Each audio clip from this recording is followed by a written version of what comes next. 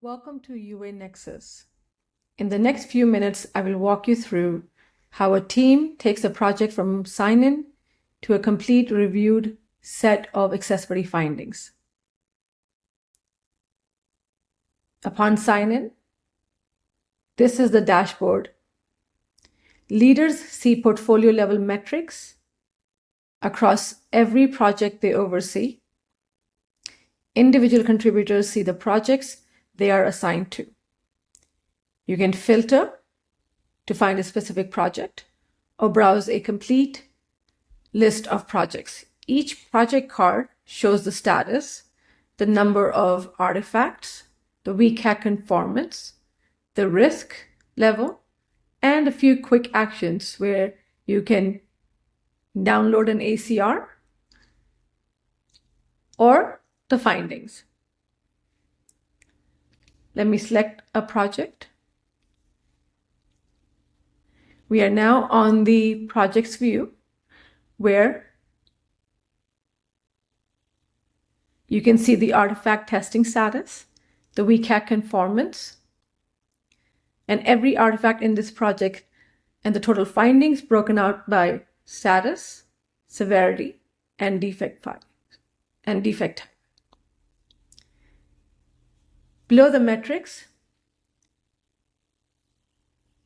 I have a filter box and a 2-column layout. The left column lists every project I have access to, so I can switch between projects without leaving the page. The right column shows the details for the project I currently have open. The Detail tab shows the project name, the description, the WCAG standards for the engagement.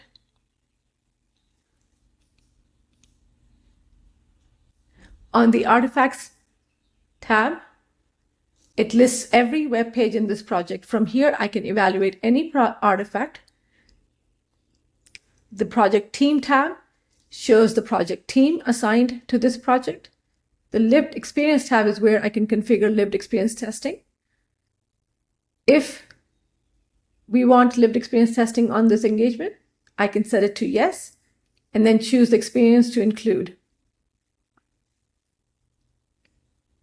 Evaluation Metrics tab speaks to how we test. It defines a mix of automated testing, manual testing, and lived experience testing that will be applied to this project. And the browser and AT matrix lets me configure the testing environment for the project. Coming back to the artifact page, I have 2 projects here. One I have tested and the other one that I have clicked the evaluate process and can view the customer experience journey. This is a 2-step process where when we click evaluate, the customer experience journey is generated first, which the user reviews. And once the user has reviewed and accepted or rejected the findings, the user then comes in and clicks the evaluate button to initiate the accessibility evaluation. So let's begin with awaiting the CXJ review.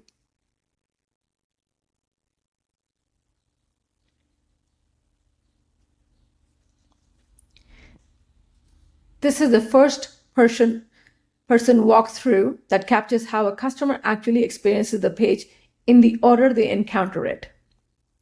On this screen,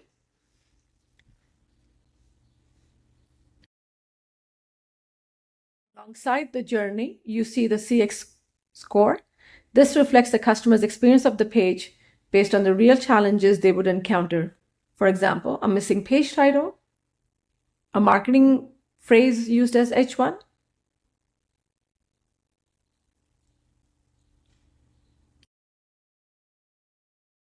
CX patterns surface page-level issues that need to be reviewed and fixed. A pattern might be multiple links pointing to the same URL with different labels, or a missing H1 across pages.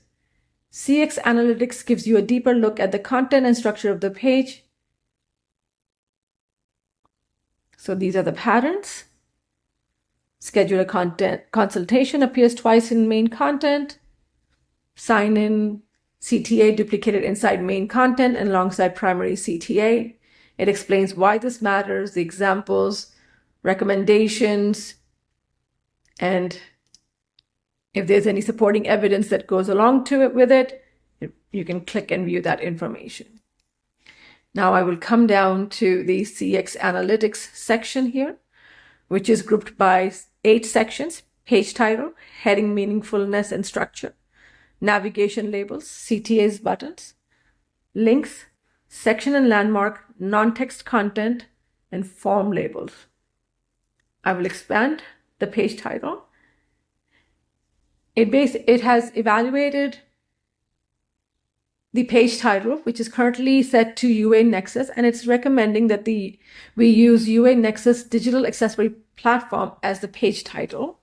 Naming the product first and adding a plain language descriptor tells new visitors exactly what the site offers before they read a single heading.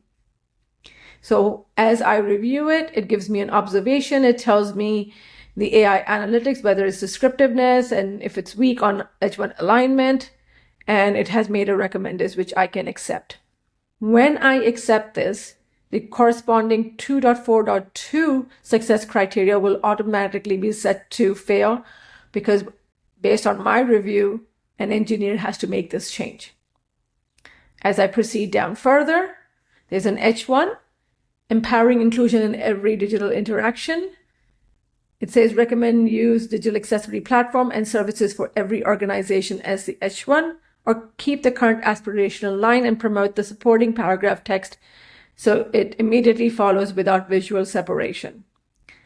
I like empowering inclusion in every digital interaction, so I'm going to reject this. And because I'm rejecting this, this automatically sets the findings to pass, because I have chosen to keep what I already had. So this basically, every section breaks down and you have the opportunity to review. And this is where it's the differentiator.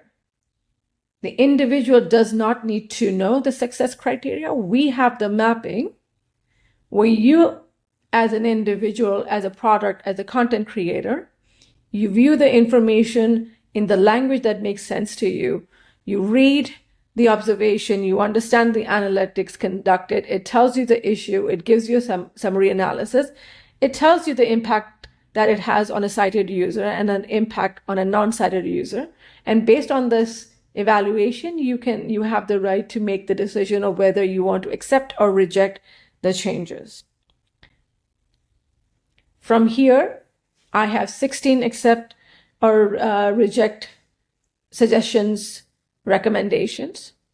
I'm not going to go through this all right now, so let's move into the evaluation process. Here on the artifact page, I've already conducted that evaluation and the CXJ has been accepted. I clicked on evaluate and it's a test partially done. And the reason it's test partially done is because we have done the automated tests, which provide an up to 90% WCAG success criteria coverage, but it still requires a manual review, as you saw in the CXJ. There are also certain other success criteria which require review by humans. And also, it is important that we also capture the experience of a lived experience user. So let's look at the findings.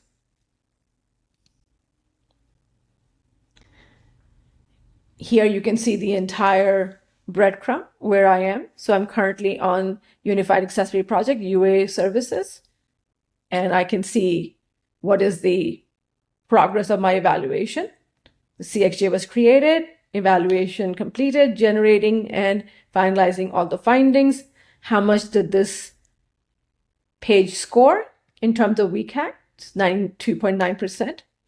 And then it found total 96 findings, and it tells me the breakup between by defect status, by severity, by defect type. It follows the same 2-column structure, findings by WCAG, where all the findings are grouped by success criteria. Users can view this information for what 1.1.1 non-text context evaluation findings are. And if you click on this information, it shows you the LinkedIn element name, what type of element type it is. And if you click on the defect, it presents a defect details page, gives you all the information of the element type, the name, what its attributes are, what the observation is, SVG graphic insight anchor tag, linked in, passes WCAG 1.1.1, the element is marked as decorative, steps to reproduce it, what is the expected behavior, and because it is a pass, there is no suggested remediation code snippet, but here is the original code snippet. So in the event it was a fail, we would take this code snippet, we would modify it and provide you a suggested remediation code snippet. In addition to this, when you come here, you have the ability to look at the visual markup number, which says this issue is at number 14. If I click on the screenshot here, all the pages are marked and it will tell me, and I can go in and see what does number 14 here mean, which here is our LinkedIn icon.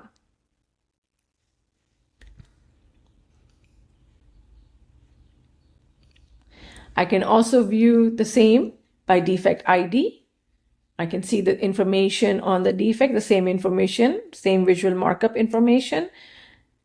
In addition to that, I also have associated defects. So if this element had multiple defects associated to it, you would see it here. What this means for an engineer is if you're fixing a particular element on a page, you can fix all issues related to that element. Touch the code once, fix all issues, reduce the chances of adding defects. We also have a component view. So for example, this particular element here is part of a component. It appears on the UA services page. If there were multiple pages, it would show up all of the different artifacts here. In addition to this, you have the ability to go into the filter section and select by components, and it shows you all the components that exist. So if I selected a footer component, it shows all the issues associated to that, or all the findings. And if all the findings are passed, or in this you actually have a fail, you can review the information and basically make a determination of how to fix this issue.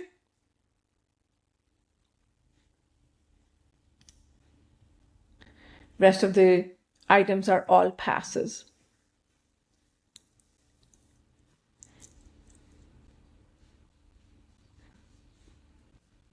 This completes the end-to-end process for a project team from selecting a project all the way to the accessibility findings.